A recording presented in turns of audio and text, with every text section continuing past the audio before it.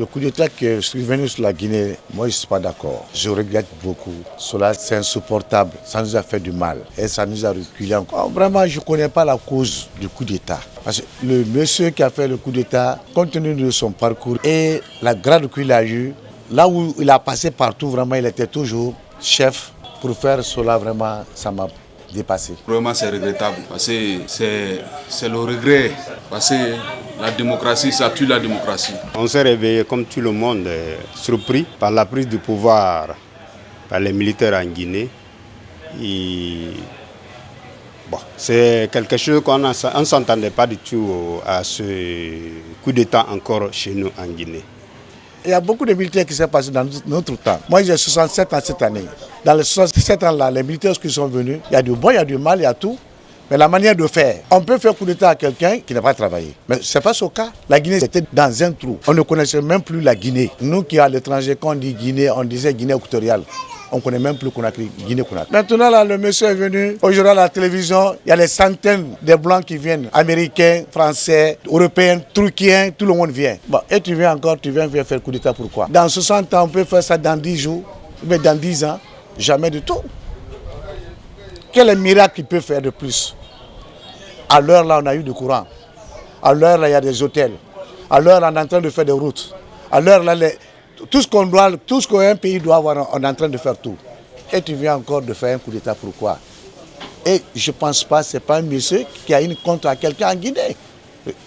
Comme un règlement de compte, il n'y en a pas en Guinée. Parce que c'est quelqu'un qui est neutre. Mais pourquoi ça? Et à la présidence là-bas, on voit le corps maintenant là, partout. Il y a une vingtaine militaire qui est décédée. Presque un peu une trentaine militaire. Et on dit qu'il n'y a personne, il n'y a pas de fusillade, il n'y a rien de suite. Vraiment, ça m'a dépassé. Selon moi, on ne peut jamais avoir confiance à quelqu'un qu'on ne connaît pas. Parce qu'on ne sait pas comment il va réagir, qu'est-ce qui va se passer. C'est quelqu'un réellement qui ne connaît pas la Guinée, bien profondément, on ne connaît pas. Bon, c'est pour dire qu'on va avoir confiance à lui, c'est trop tôt. On ne peut pas confirmer ça. L'avenir, c'est l'avenir qui nous dira ce qui va se passer. Je ne pense pas qu'il y a un peu la Guinée, sous le régime d'Alpha Condé, était un peuple opprimé. Non. Certes, il y a des mécontentements, c'est la nature humaine. Chacun, des fois, a ses propres insuffisances. C'est la nature humaine. Mais dire qu'il y a eu un peuple opprimé en Guinée, non. Parce que chacun s'exprimait librement. Mais il y a certaines personnes qui ne sont pas contentes. C'est tout à fait normal dans une démocratie. Mais opprimé, je ne suis pas... Ce que le CEDEAO a dit, ce que l'ONU a dit, je n'ai pas encore eu de résultat. Ce qu'en tout cas, je demande à l'heure de libérer Alpha Condé. Quand il libère Alpha Condé, ce que lui veut faire là, il n'a qu'à faire. On va le voir. Mais en tout cas, vraiment, on n'a pas souhaité que lui vienne faire ça en Guinée. On avait souhaité qu'il allait venir réformer notre armée et il allait venir donner un bon exemple en Guinée. Mais c'est au contraire qu'il a donné. Les réactions de l'Union africaine, des Nations unies et de la CEDEAO, de notre sous-région, tous ceux qui vont dans le bon sens pour aider les Guinéens sont les bienvenus.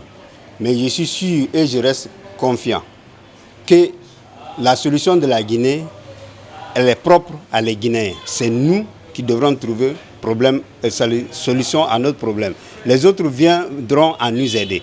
En tant que nous-mêmes, on n'a pas trouvé, entente entre nous, tout ce qu'ils vont nous proposer, ça ne nous amènera nulle part. Donc, j'en appelle encore au civisme guinéen et à les acteurs politiques guinéens, vraiment à un sursaut patriotique, de mettre les querelles à côté et trouver quelque chose qui est bon pour notre pays. La réunion de la CEDEAO des Nations Unies qui concerne le coup d'État en Afrique ou ailleurs dans le monde, ça n'a pas d'impact. Par exemple, je peux vous citer le Mali, qui est nos voisins proches, et c'est la même chose qui s'est passé là. Un président qui a été élu démocratiquement, on l'a fait partir par les militaires. Quelles sanctions qu'on a prises? Qu'est-ce qui s'est passé? L'émissaire qu'on l'a envoyé lui-même a confirmé qu'il ne croit pas que s'il y aura élection dans quelques mois au Mali. Réellement, la vérité est bonne, c'est le peuple qui est perdant dans toutes ces histoires. Les Guinéens n'ont qu'à avoir la patience et on n'a qu'à bien analyser. Les gens qui sont en train de courir voir le monsieur là, ce qu'il est en train de dire là, c'est pas ça. Il n'a qu'à voir l'avenir de la Guinée. Mais de ne pas écouter les griots et les consorts qui viennent maintenant là, parce que tous les gens qui sont venus derrière lui, ils n'analysent pas. Ils veulent seulement leur intérêt, le petit intérêt.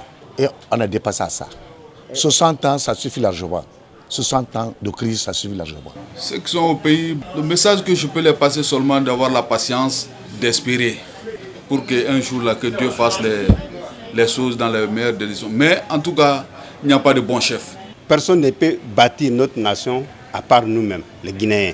Donc, j'ai un appel encore aux sursaut patriotiques et que tout le monde n'a qu'à mettre bas à la terre et s'approcher de ces militaires, les donner de bons conseils pour qu'on arrive à mettre en place une transition et accepter de tous pour qu'on puisse organiser une élection libre, transparente, où chacun se sent à l'aise et libre dedans pour qu'on se retourne à l'ordre constitutionnel.